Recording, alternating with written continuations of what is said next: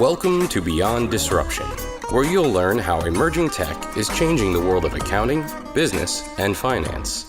Our guest experts break down the latest news in everything from blockchain to robotics, artificial intelligence to human intelligence. Tune in to find out how you can stay ahead of the curve. Hello, thanks for listening in. Welcome to the Go Beyond Disruption podcast, a weekly series from the Association of International Certified Professional Accountants. I'm Kyle Hannon. I work with our team based in the association's head office in the City of London.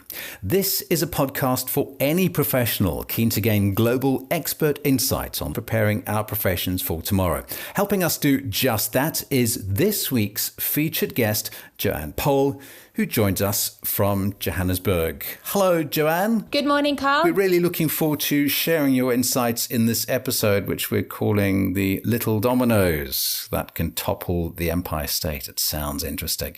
Now, before we find out more about the topic, let's just explain why it is that we are talking to you. But I thought instead of me trying to do it myself, let's have a look and see what Bloomberg.com says about you.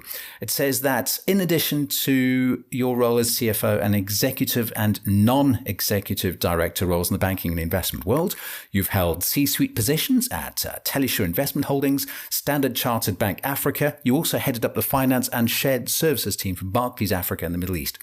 You've worked with startups as well as global corporates, and your expertise lies in change management. You provide leadership and strategic direction, governance, oversight, and external stakeholder management. You also chair the board of the Charities Aid Foundation Southern Africa. You're a member of the 30% Club Southern Africa Steerco, and you, in some way, managed to find time to adjudicate for the Technology Top 100. That's the TT100, the Accenture Innovation Index and Gender Mainstreaming Awards. And then to top it all off, you even counsel cancer patients and mentor young entrepreneurs and women in business, which probably explains why you were identified a couple of years ago by Euromoney as one of Africa's top 20 rising stars. And then, as if you need to emphasize why we know we're talking to the right person on this podcast, you're also a qualified chartered accountant and a professional banker.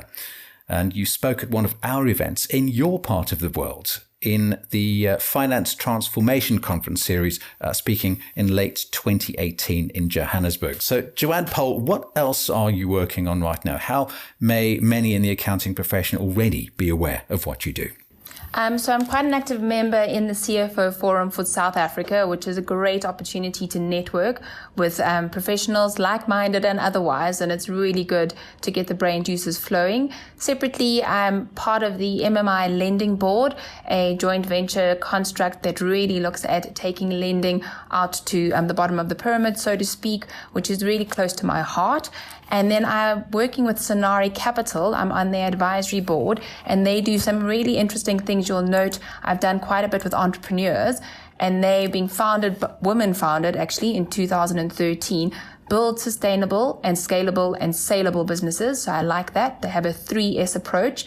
And they really do look at it from a skin in the game perspective, from a private equity slant. And I thoroughly enjoyed working with those women and watching their own business actually grow and evolve. And one of the key things there in the contribution, other than as a board member, is that finance professionals are so important in these businesses that need to grow and scale. And how do you come in and build and construct and work with individuals that were entrepreneurs to build businesses that will take us into the future, and particularly across South Africa and the African continent.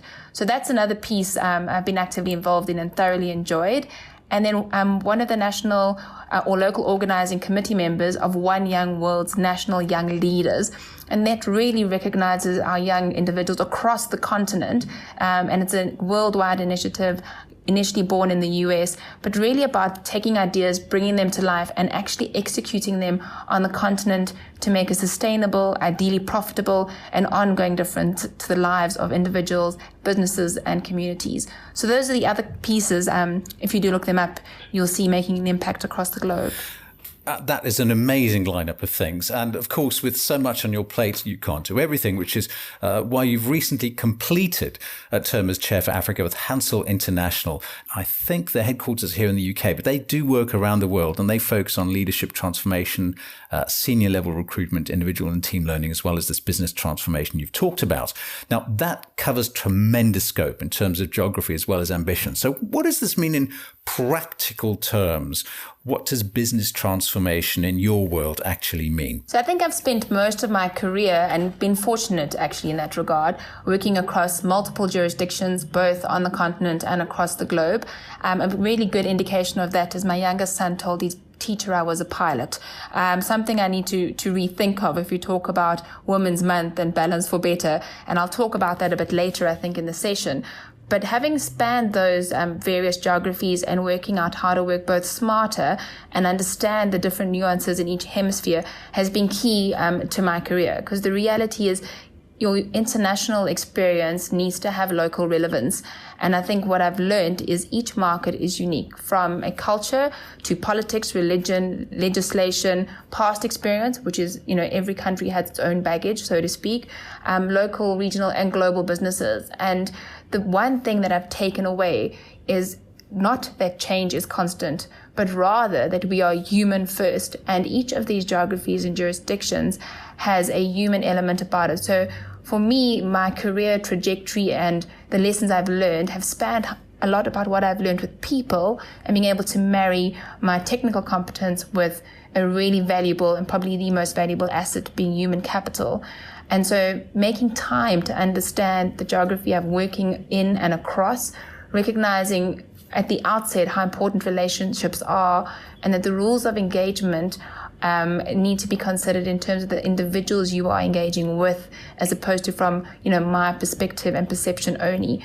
And so I think working with stakeholders, whether they were regulators, boards, financial institutions, business, my own finance and ops teams, on the ground really helped me gain context. And that context and taking time to make those relationships internally and externally have really stood me in good stead in working across multiple, regions throughout my career. Balancing them does mean that you have to apply the 80-20. So it's not that not everyone is equally important. It's at different points in time, depending on what you're doing in the market, the maturity of the market, and the maturity of the business you are working in, you would need to prioritize what would matter most. Identify some interdependencies and ideally be able to leverage those across the region. It does mean, though, that it's about experiential learning. So I've learned to fail forward, so to speak. You have to be resilient, get up, move forward, make mistakes, and be incredibly transparent. So I think the component around that human element is, particularly as professionals, your qualification is almost your foot in the door. And by nature of how we've grown up or how I've grown up, is your technical argument was always your strongest one. And I've learned over time that my credibility has come through, one, yes, the technical piece, but two, being a trusted advisor or partner. And so as such, that human component has been so key. And I think one of the things that I would love to leave young professionals with that I probably learned much later in my career is we are by human nature wired for connection. And actually, your EQ is one component, but I think over time we tick the IQ box, we tick the EQ box, and now it's about the MQ, which is meaningfulness. So the equation that I think is quite key is that as professionals, we largely tick the IQ box. We are moving into an environment that realizes how important the human element is, so both empathy, compassion, etc. So EQ is important, but now it's about MQ and the meaningfulness piece. So why you're doing what you're doing has become more and more important. And in straddling all of those regions, the why, and being able to answer it has been key in being able to get the job done with impact. Now let's talk about that job that you're doing. You talked about getting your foot in the door. Let's see where that journey has led you to. Your current position, let's talk about that. You are Group Chief Financial Officer, Group CFO for Bowmans. For someone who's not heard of Bowmans, and I happen to know they have a very good reputation, give us a sense of what you do on a day-to-day basis. What does Bowmans do? What's their position in the local market? What is the scale of the work you do there? What does a typical 9 to 5 look like for you? I must firstly say I don't think there's any 9 to 5. It's almost an always on. And the reason I say that is I was very deliberate about my move from financial services to professional services. And Bowmans, for a number of reasons, really has been a great fit. And part of that means that it's not so much a work-life balance piece, but it's work-life choice. So it feels a lot less like work and a lot more like choice. And as a consequence, there is no 9 to 5. But from a Bowman side, just to let you know, we are Pan-African. We're a law firm. We've got a great track record in specialist services, domestic, cross-border, and we work with international law firms in corporate law, in banking, and dispute resolution. We've been going more than a century. It really is a well-established proposition with a culture where everyone is here by choice, which I think makes a tremendous difference in terms of discretionary effort, client focus, and impact. We have 6 offices across the African countries and 400 specialized lawyers, so we're a big operation. And our clients include corporates, multinationals, state-owned enterprises across a range of sectors in financial institutions as well as government. So from my perspective, I've always worked on the continent or internationally, and that was an important draw card for me. Is we touch the continent and we have an key international relationships. And a typical day will start with a combination of strategic control and financial elements. And I think if I can talk through my day today is we finalized our year end was yesterday. So it was the 28th of February. We closed that out overnight. We have a really healthy set of league tables that we manage quite closely until the books close, so to speak. And this morning was about reporting to the entire business around where we landed and watching, particularly as you open a new financial year and you start on day 0, saying to everyone, Happy New Year, and keeping people motivated to keep moving forward for the business. So 1 is reporting on the numbers, and 2 is about being able to articulate what drives the numbers, how you influence them as an individual, what's in it for you, and how do you keep people continually motivated to move forward. So that was part of this morning. Then transitioned from that into a key performance indicator meeting, talking across, with the various business service sectors as well as the lawyers around how do we set the right metrics that we measure, and as well as values and behaviors, so that we can make sure we have a good, or rather that the conversations we have are of good quality, and that has an impact around how individuals perform, and that has an impact in terms of how the business performs.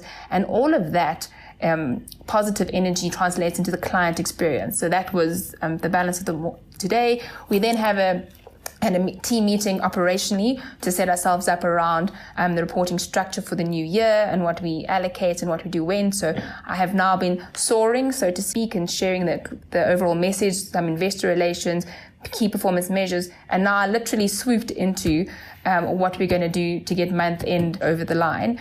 And this afternoon, I've got a session with the team around how we plan with their resources, what they need to focus on, connecting all of those dots. And what's likely to happen in between all of those is we'll have a fire we'll need to fight somewhere. And so that would require some agility. And so a typical day really is quite multifaceted. And I think for me, that is a privilege. Every day, it's not about ticking off your to-do list, but reflecting on what went well, what we could do more of. And in principle, did I make a difference? And to be frank, there are some days where the answers are really not quite. And then you've got to get up the next day and go back and make the most of what you've got. And you're certainly giving us a sense of all those dominoes which can line up, which have to be aligned properly, otherwise big things can topple. And you talked about change and variety of there's no such thing as a 9 to 5, but every day has important priorities which you cannot ignore. And we have the sense, especially when you've worked across multinational and international borders, it's always the first world economies that we get this assumption that they're always at the forefront of innovation and change. And it's those changes that then in some way inevitably spread to the rest of the world later.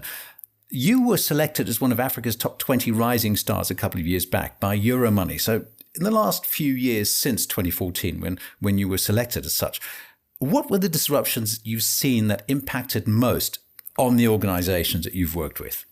We've seen bots come in to do audits. So, what would normally happen with an internal audit function has substantially shifted.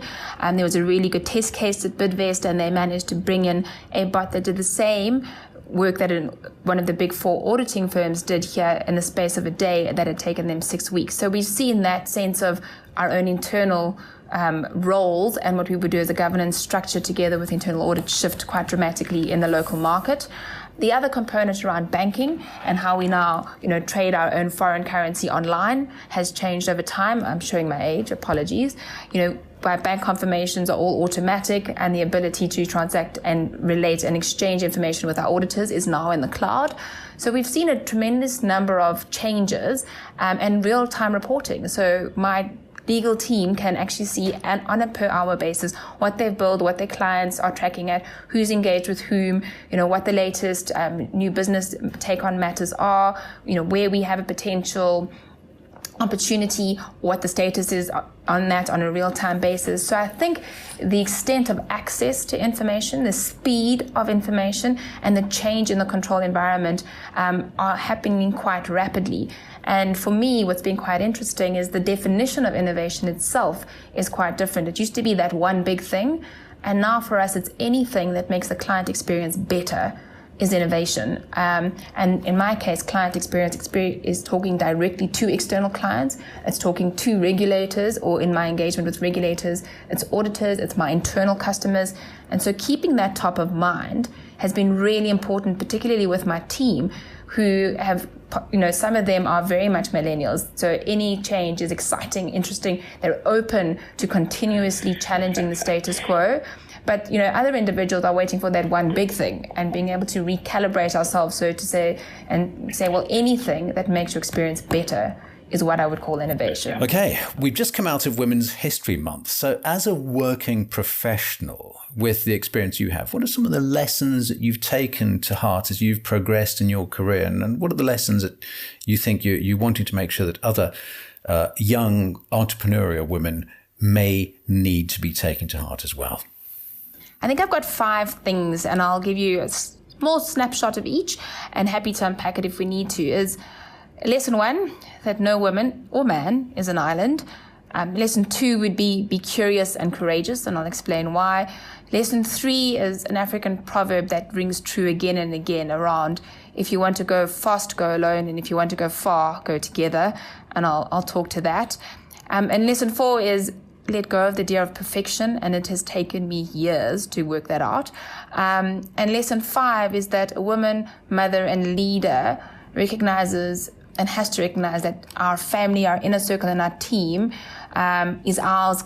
Our success is a collective success in terms of that impact. But I'll talk through each of them quickly, just with regards to that. So in terms of no woman being an island, 1, connection is why we are here. It gives us purpose, it gives us meaning. And if you talk about disruption, the one thing about, artificial intelligence, automation, robotics is that I don't think the world is an or, but rather an and. There are things we will do together with, machines, even learning, machine with machine learning. But it's important to note that since the beginning of time, right, we have been founded as human beings on that connection piece. We are wired for it. And so because you're not an island, the reality is we operate better when we engage. And particularly as professionals, where we can get easily, involved in very technical detail and technical problems. And I, for one, love, for example, syndicated loans and the structuring, etc., is actually to look up, meet the people, and understand the human being behind things. And in order for that connection to happen, which is part of that lesson I learned, is we have to understand ourselves and also understand our own competence and be quite aware of what we do well. Not that we have to do everything well, but also be conscious then of, gathering around us those people that can do the things we don't do well. And so that ability to take time to get to know ourselves, I think, is really important. So that's the one lesson for me that's important. And as a working mother, I think probably the best mirror that gets held up to me regularly is by one of my 4 children, who call me out on what should be the right thing to do or say, or when I actually don't play by my own rules or I'm not consistent. But make sure, as far as possible, you make time to figure out who you are so you can be the authentic you. So lesson 1 is no woman or man is an island. Lesson 2, as I mentioned, is around being curious and courageous. And the reason I say that is curiosity is something that helps fuel hope. And the reason that is important is hope is what empowers people to make their own decision. So I do believe curiosity really ignites that, and often in corporate roles or in roles that we face on a day-to-day basis, it's a bit like a fire. People tend to douse it out, and if we can make sure that we can be that continuous, flame that helps people remain curious, ask why, what's the reason for doing that, is so we can help unlock people's potential. I think that's important, and that connection there, and as a woman, that intuition when you can actually see the lights go out, is to be absolutely curious and courageous, saying that, how, if we're going to have that sense of courage, do we say we tell the story with our whole heart? We really acknowledge and recognize when we need to stand up for the rights or ethics or integrity, that we have a voice. So to wrap that up, being curious fuels hope, fuels creativity, and that is really important. That absolute opportunity to allow people to do more. That is lesson 2. Lesson 3 around the African proverb, and I think a really good anecdote in my own career. I was part of a team involved in a turnaround strategy for an international corporate. It was really about sink or swim, and I think the adrenaline rush of a young executive or manager going into the space meant that I was a fixer. I was boosting it, I was running it, I was doing quite a lot of work, and you keep running. However, for it to be a really sustainable change, and for a solid foundation to be built on and to grow, etc., you have to take people with you. It requires buy-in. And I learned quite quickly that you can run ahead and you can run fast. But when you turn around, there's actually not necessarily anyone running with you. And I worked for a really incredible gentleman that said to me, just breathe. And he said, the true test of a leader and a manager, someone that makes a difference and has the right influence and impact, is not whether people will work with you. Because if you run fast and you deliver, they will. But would your peers work for you? And if you run too far ahead, you almost find yourself alone at some point. And only when you're alone do you realize that this is not the kind of leader necessarily you wanted to be, or that actually you've created a key person dependency, which means you can't move and you get stuck in a space because as a result of what you've created, you now can't move because you are pivotal in that role. And so I think what's been important in that piece around understanding that you go further together is taking people with you, checking in, making sure that it is about the collective of the team. And as I've moved up, it's the opportunity to give my team exposure, allow them to own it. So if they present something, put their name on it. If, you're not available, you should be able to work yourself out of a job and be able to be in a position where you say, actually, so-and-so has done a really good job. I'm going to allow them the opportunity to try, knowing that they've got air cover from me as a leader. And also encourage people to put their hands up. There's no risk to trying something. There's only regret because you didn't try at all. And that particular quality, both for yourself as you're coming up the ranks, put your hand up. Do not be afraid of learning. There is no failure in learning. Do not be afraid of learning. And if you have a team, do not be afraid of allowing people to, be exposed so that they continue to move up and move forward. So that's the lesson 3 that I learned. And I'm really grateful that the gentleman said to me, it's one thing to run alone. It's another thing to run together. And then lesson 4, letting go of perfection. And that's probably quite a bit harder. We are geared to make things work, reconcile, check up, identify things that are inconsistencies, or when you're looking at an analytical review, pick up pieces that don't make sense and fix them. And so from a young age, it's something we're taught. From a corporate perspective, we understand that perfection is not attainable necessarily, but you need to get really close. And I think the one piece around that 80-20 so that you can make an impact is important. It is vital to put a finger on the places, people, events, commitments, emotions, almost that have scared us the most around failure, and then face them. And then say, well, I've delivered something that is better than it was, and move forward. So letting go of the idea of delivering something perfect, which may well be late. And a basic example for financial professionals is got an amazing team member that wants to deliver a perfect month end. But if I deliver month end on the 22nd of the month, then it's actually not relevant anymore. If I deliver an 80-20, it's really close. On the second working day, people can use that information to make a difference going forward, and it's more relevant than the 100% perfect product. So letting go of perfection doesn't mean you haven't delivered quality work. It is about the impact that you make, and I think that has been a really important piece to take forward. And probably the best example for those of you that are balancing looking after someone, whether it's as a parent, as a friend, as a caregiver, in terms of your structure, is that generally we are hardwired as children for struggle. And the risk you run as you grow up is that we try not to let people feel what failure feels like. We try as managers or as leaders or as mothers or as, family members to cushion you from a fall or the lessons that I've learned. And that doesn't allow people to grow within themselves. There's a thing about resilience and grit and the ability to get up in the face of adversity and keep moving forward. And the face of adversity might be a difficult audit. It might be a difficult client. It might be a difficult calculation or a personal component. But that idea of letting go of perfection allows you to grow. And I think I would encourage everyone to be less perfect, take up the baton to do things more differently, and be excited about learning. And again, there's no failure. And I think lesson 5, which is about recognizing that success is more valuable when it's shared, is important. And to give you an example, in my first truly global organization and as a role, empowering the team was something I learned as I watched people grow. And I worked for a gentleman that was incredible. And what he did, this particular man, he was the CEO of the business, is he had a cup of coffee and biscuits with me regularly, because I used to rush in defending humankind when I thought things were unfair or inappropriate or incorrect. But what he did do is he would clear his desk, look at me directly and say, talk me through what it is you're thinking. And what he did teach me was that 20 minutes of dedicated time with anyone went a long way. That 20 minutes of investing in someone so that they could do something themselves.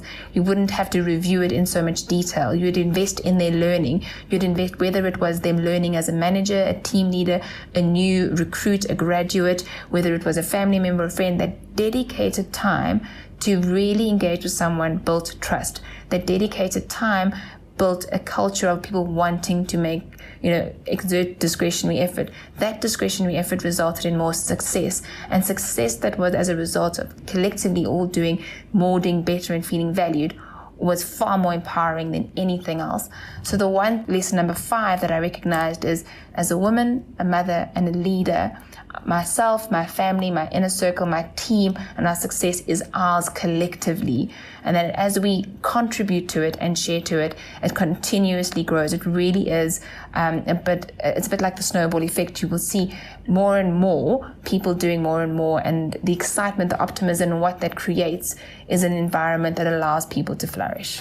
That is an amazing reminder of the fact that even though someone may spend their day in data, in process, in figures, and in finance, step away and concentrate on the people, but then also communicate the importance of that as a mentor to other people. And I think before we talk more about the role of women, the leadership and the mentoring you do, I know we're wanting to talk more about going beyond the IT, find out more about the 5 truths, how to create those little monsters, the little dominoes that can topple something as big as the Empire State. And we'll be looking at the changing playbook of what makes us better leaders, better role models, and as you've been describing, much better business people. That is all on the way when we continue our conversation with our guest, Joanne Pohl.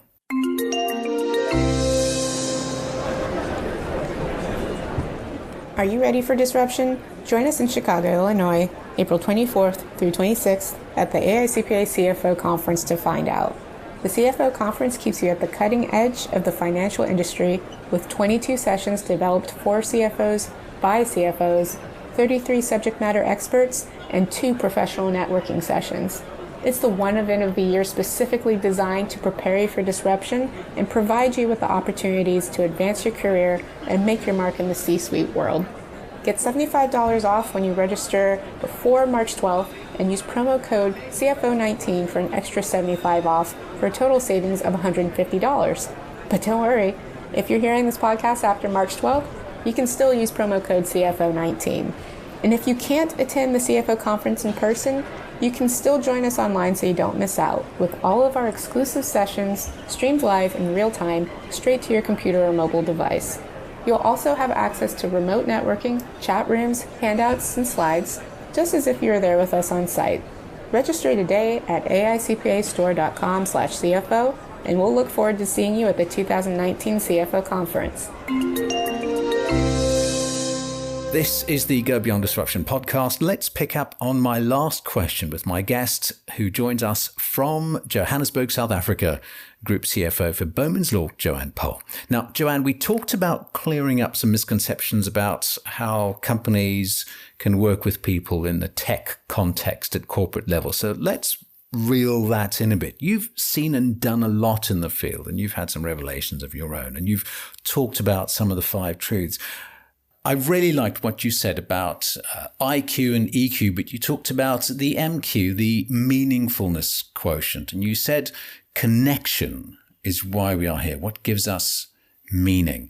Tell us a little bit more about why that sense of connection is so important when we see more and more networking all around us, more and more tech. I think it's really refreshing to concentrate on that human connection element. What have you seen that made you realize that was so important? I think what's important is because our role as finance professionals has shifted from being reporters and looking in the rearview mirror to almost being investigative journalists. And to do that, you need to really connect. You need to understand detailed patterns, people, trends. In fact, some of the competencies that now impacts is influence, genuine curiosity, the return on integrity, the relationship build component, and specifically trust, and I'll talk about that, and agility. And I think that wired for connection piece, which is why it's an and as opposed to an or in terms of the robotics AI space, is so key. And that trust equation, we always learn about the accounting equation, but I think that trust equation is what's going to shift the dial, where, trust is a combination of the C being credibility, which partly ticks our boxes if you think about the qualifications we have and the credentials behind our names. The R is reliability, so it's C plus R, and that's how others perceive us in terms of our consistency in our actions, and how our actions and words actually connect. So that's an integrity element. And by nature of the beast, if you're doing month end and regular deliverable kind of work, or you deliver in terms of difficult pieces, there's a reliability function that comes when you think about an accountant or the profession itself. And then I, which is the third part of the numerator, so it's C plus R plus I, is about intimacy. And that intimacy piece is really what shifts the dial to some degree, is about how secure and safe the individuals we're engaging with, whether they're our clients or stakeholders, feel when they actually share with us that connected piece. And then those three parts of the equation divided by our own self-orientation, which is the S, is what makes us trusted. And it's about being less selfish, not saying this is the product we think you need, but rather engaging with clients of what they believe they need. It's about being client-centric. It's about listening more than talking. And I think, that part around self-orientation is really, really key in terms of people being truly heard.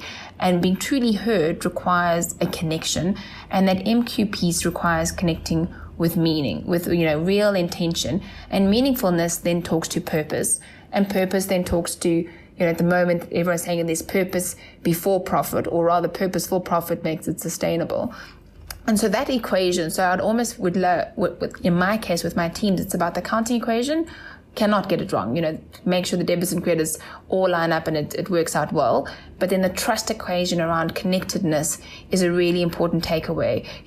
We need to be able to make sure we have relationships from an intimacy perspective, and that we are not self-orientated, but rather working, through what our clients need and paying attention to what helps them in that connectedness around being obsessed with what works in the process. I hope that answers your question. It absolutely does, and it ties in very nicely with what we at the association have spent the last month focusing on with Women's History Month. We've looked at women in the professional and the accounting and the finance context, and you've been talking about mentoring young entrepreneurs and women in business, not exclusively, but you do this across a range of projects and organizations and countries, and that's why we've called this episode The Little Dominoes That Topple the Empire State. So how does your work link to that idea? What does it even mean?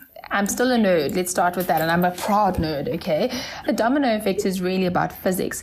And it's about how we can actually topple the Empire State Building using 28 dominoes only. And basically the science is that if we had to put stack dominoes behind each other that were 1.5 times larger each time, the chain of those dominoes, eventually when you hit number 28, when that fell over, would topple the Empire State Building. And why that analogy has been important is working with my mentees, and in often cases they mentor me at some point. It is about the little things that help us move forward, and it's about making sure that that each of those little things builds on each other. So it's taking the first step.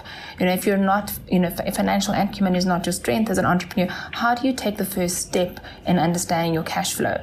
If you're moving into a new role and you haven't been a team leader before, how do you take the first step around acknowledging what you can do well, or what you've liked about previous leadership, and what you need to learn and engage and work with your team? So it's been a philosophy I've lived by and try to work with in terms of the mentoring space, and saying that every small change does count, and that actually we need to take time to recognize that a lot of what we do is a journey, and because it's a journey, each step is one of those dominoes that eventually will land up being a milestone event. And it happens over time, which means you need to take time to reflect and see all the dominoes that have actually already fallen, so that you can realize how close you are to that success in terms of toppling over the Empire State Building. And what's interesting, specifically being the history of Women's Month, and this applies to men and women alike, is that we all have a book we're writing. And for those of us that are avid readers, when I read a book, sometimes what happens in chapter 1 doesn't define how the last chapter will end, or a character that is the lead and absolutely successful in chapter 1 may not be that particular character that wins the day when you get to the end of the book. Our life is a lot like that. One chapter doesn't define you. One domino is not enough. It's multiple dominoes, and the opportunity that every domino you build and create, if it's 1.5 times bigger, different, better, you have an opportunity at each step to change what that looks like and influence it. And that's been important. So I've been really focusing on the small things, and then sitting with my mentees and saying, let's look at the dominoes. What have we done well? Being able to take time out to breathe, celebrate, consolidate, and have a really good quality conversation around why that domino didn't fall, because in some cases it doesn't always work, and then keep moving forward. So you stack them up again, then it's 28. You stack it up again, and then it's 28. And I think that anyone in the accounting and finance profession understands the power of accumulative and then exponential interest. You get a big return at the end. So let's talk about those big impacts, the big changes. What big change do you think lies ahead? How do you recommend we get ready for it, perhaps as sole practitioners or heads of enterprise level finance divisions? You've got a very interesting principle you mentioned earlier. Tell us about the 4I principle. The 4I piece is quite important, and it talks about unpacking curiosity and really about the why. So we've always had, to make sure that when you have accounting functional process, you've got preventative controls, addictive controls, compensated controls. And here the 4I principle, if we operate with, robotics and having more and more tests being done by machines, etc., what's important is to be able to work out what the compensating control is. And the 4I principle has evolved. Now it's about being able to line up your head, your heart, and your gut. So we get that the system, the process, the machines will pick up preventative and detective controls, but anything that actually is out of sync or doesn't make sense, or opportunity and risk, so to speak, requires an element of human intervention. And that 4I principle, I think we as finance professionals are absolutely perfectly positioned to leverage. So we have the ability to collect dots because we're credible, connect dots because we can analyze information and data, translate dots. I talked earlier about moving from being a reporter to a journalist and give meaningful insights. We have integrity, so we can talk about that gut feel. Is it right? It's not just about the playbook, as whether it is morally right and sustainable is important. And then being able to correlate and demonstrate direct correlation between our return on integrity and actually the bottom line and what matters.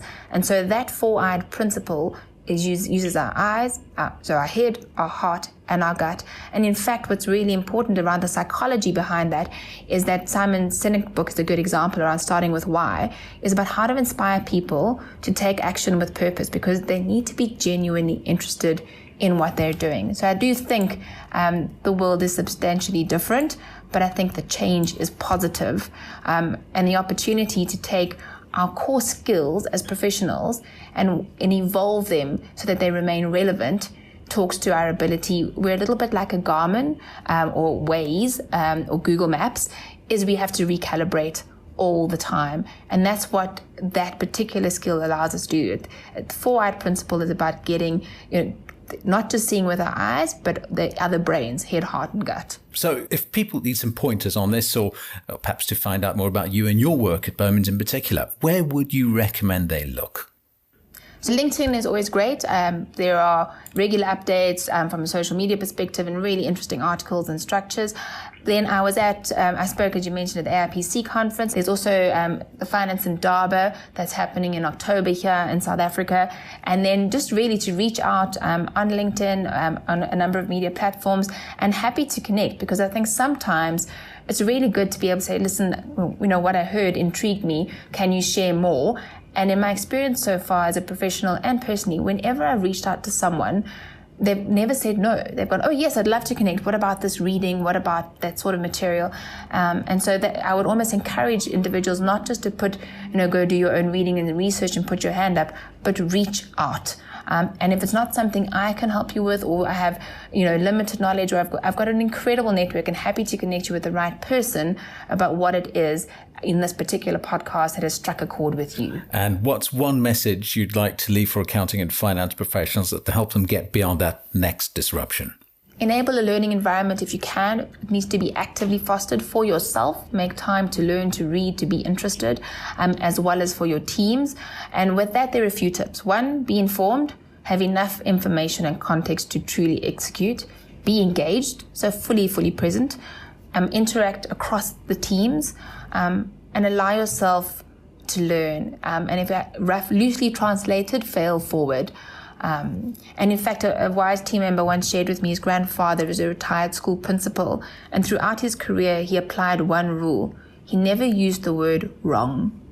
And I think that's a lovely summing up of, rather explain what you're thinking, or let's look at it differently. Listen, learn, relearn. A great way to end our conversation with Joanne Pohl, talking all about the little dominoes that topple the Empire State. She talked about how to make sure we create and then connect with integrity. Connection is why we're here, and the importance of MQ, the meaningfulness quotient. Collective success is what it all leads to.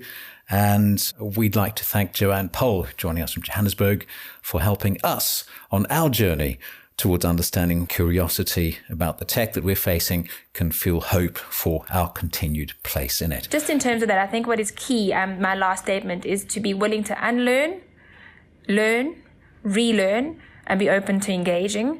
It's been an absolute pleasure. Thank you for the opportunity to share, engage, and to talk with you. I hope to hear a lot more from you too. Thank you so much, Joanne Pohl, Group CFO from Bowmans Law in Johannesburg, South Africa. Thank you very much for talking to us at the podcast.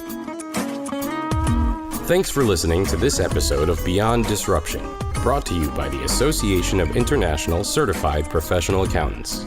Learn more about today's topic at aicpa-cima.com/disruption. This podcast is designed to provide illustrative information with respect to the subject matter covered and does not represent an official opinion or position of the Association of International Certified Professional Accountants or any of its subsidiaries or affiliates. It is provided with the understanding that the association, its affiliates, and subsidiaries are not engaged in rendering legal, accounting, or other professional services. If such advice or expert assistance is required, the services of a competent professional person should be sought. The association, its subsidiaries, and affiliates make no representations, warranties, or guarantees as to and assume no responsibility for the content or application of the material contained herein and expressly disclaim all liability for such damages arising out of the use of, reference to, or reliance on such material.